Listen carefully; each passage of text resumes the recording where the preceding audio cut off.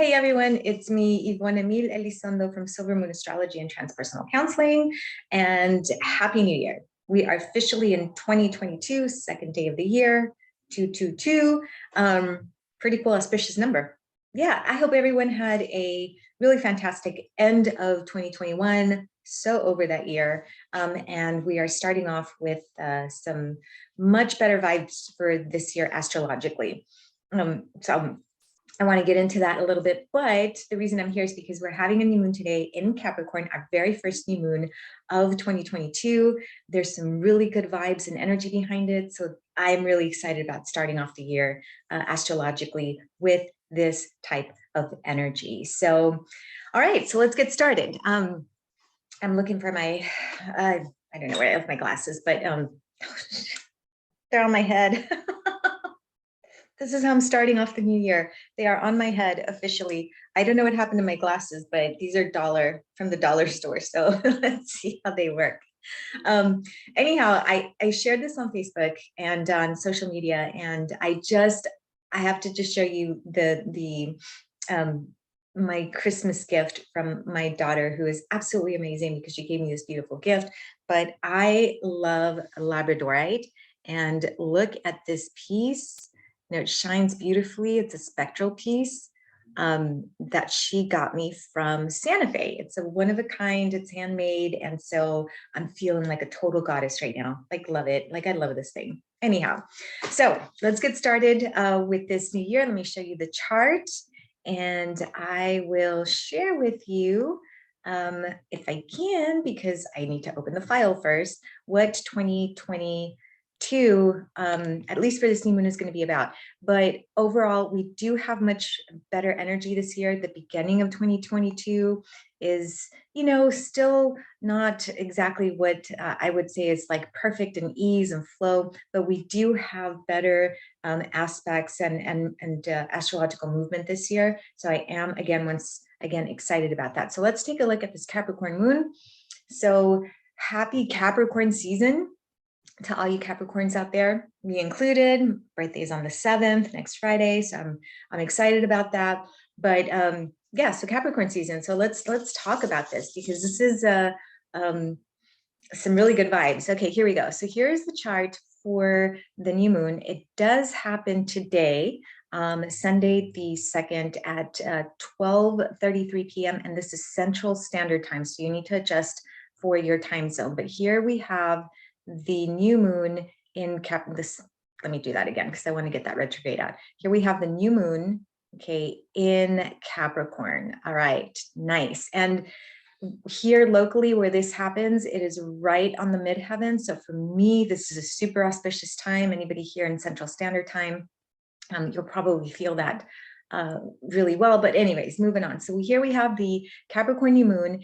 And one of the really cool things about starting off 2022 is that we have this Uranus, okay, the planet of change, electrification,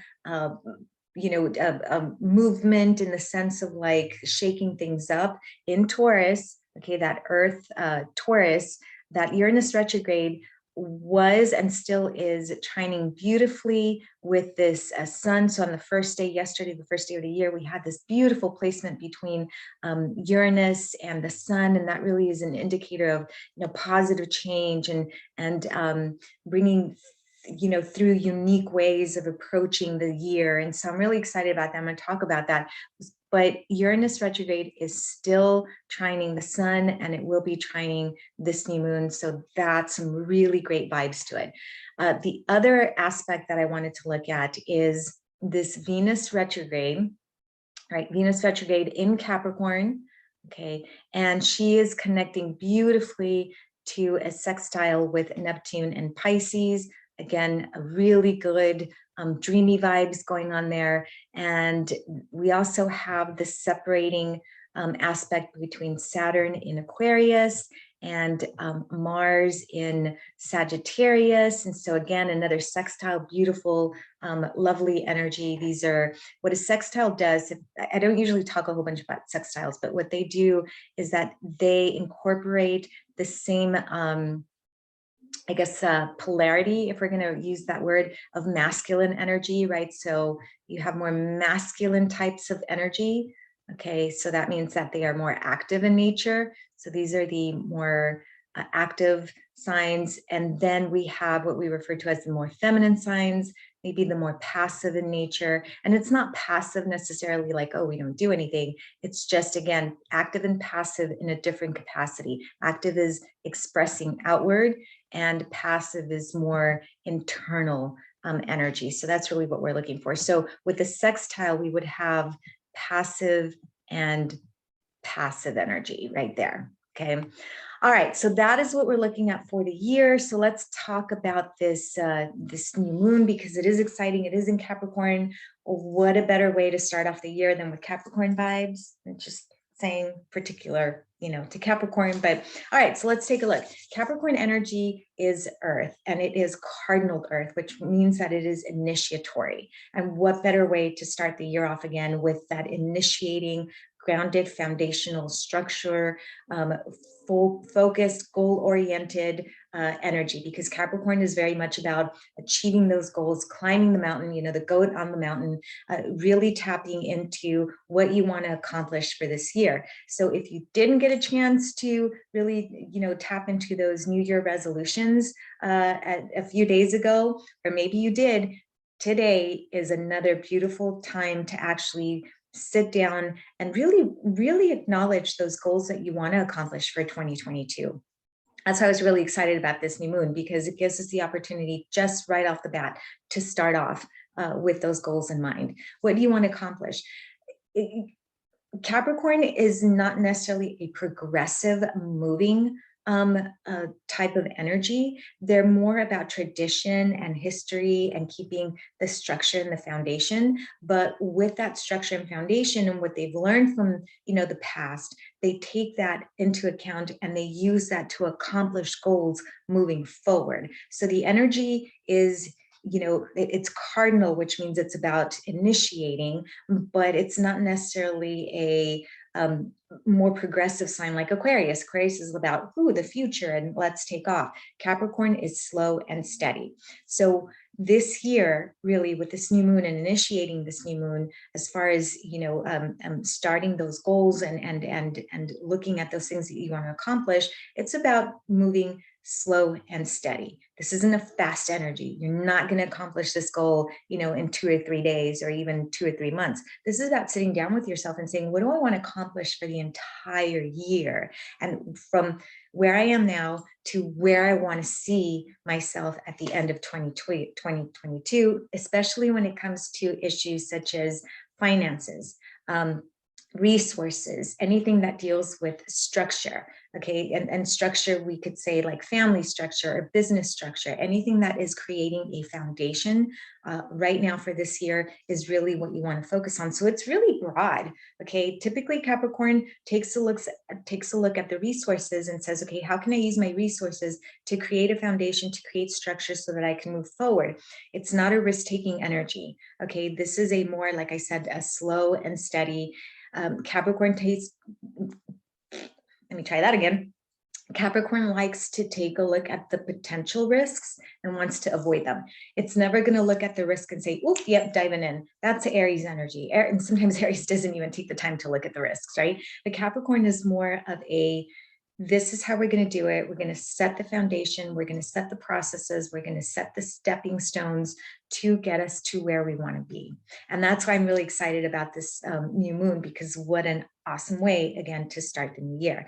Now, I mentioned that Venus is sextiling Neptune, and this gives it this grace and ease of this new moon. And again, we're infusing the year, our very first new moon, we're infusing the year with this energy. Does this mean that the energy of this year is going to be all ease and grace and structural? And no, not at all. But what an awesome way to start off the year, in my perspective. So we have this Capricorn Venus retrograde, right? Anytime that a planet is retrograde, it's internalized, stuff from the past comes up. And I have seen a lot of my clients have been facing, relational issues, or people coming up from the past, or money issues, money fears, stuff of that nature that refer to Venus. But in Capricorn, Venus is more practical. Okay, she's not loosey-goosey. She's not dramatic. She's not, infused to take risk, or she is not going to be that essence that sky dives, okay, or that jumps off the cliff with the bungee cord. That's not Venus in Capricorn. She doesn't appreciate that. She appreciates structure and the really good use of resources. And so if she represents finances, amongst other things, relationship is the other, beauty, aesthetics, comfort, but finances is one of them. And in Capricorn, she is very steadfast on establishing those really great foundations for finances this year. So again, another, little tidbit for this, our very first new moon of the year, is take a look at finances. Now, we've probably overspent because it is the holidays, and Venus retrograde just, started to back away from Pluto, which I mentioned in my last video could have resulted in, drama, relational drama, but also overspending. And so, during the holidays, sometimes we overspend. So this is also a great time to really dig in and say, okay, where do I want to be financially at the end of the year, and start setting the foundation for that, because Venus really likes to do that. And since she's retrograde, you may want to take the opportunity to say, okay, how did I function in 2021 financially, even relationally, okay, and what worked for me and what didn't work for me? And you set the intentions for this new moon to start, your new plan, your new goal, climbing up the mountain. And hopefully all of us will be financially better off, at the end of 2022. So she's also connecting beautifully with Neptune, right? And Neptune is that energy in the chart that usually makes things kind of foggy. It's hard to discern because there are no boundaries to Neptune, right? Fog has no boundaries. You can't contain it. You can't. And so typically Neptune is not a very easy to work with energy, except when she is in a sextile, okay, to Venus. Now, Neptune, I refer to she and he sometimes, so there's a transfer of the use of that pronoun. But in this case, I feel that there's this very feminine energy that's coming from Neptune and Pisces. Neptune and Pisces does really great. And when these two energies are connecting, right, the Venus, the love, the appreciation, the value for resources, and this Neptune energy that can make us feel inspired and spiritual and artistic and creative. When these two come together for the beginning of this 2020 season, I feel there's that ease and that grace and that opportunity to take a step back, not feel so pressured, really just kind of look at, those places within you that need more spiritual attention or that need more creative attention. I'm just going to call out my friend who's, painting gorilla butts. That's all I'm going to say. Just go with it. Just go with it. Okay. But this is the time to actually focus again, set those intentions for some of those goals moving forward for 2022.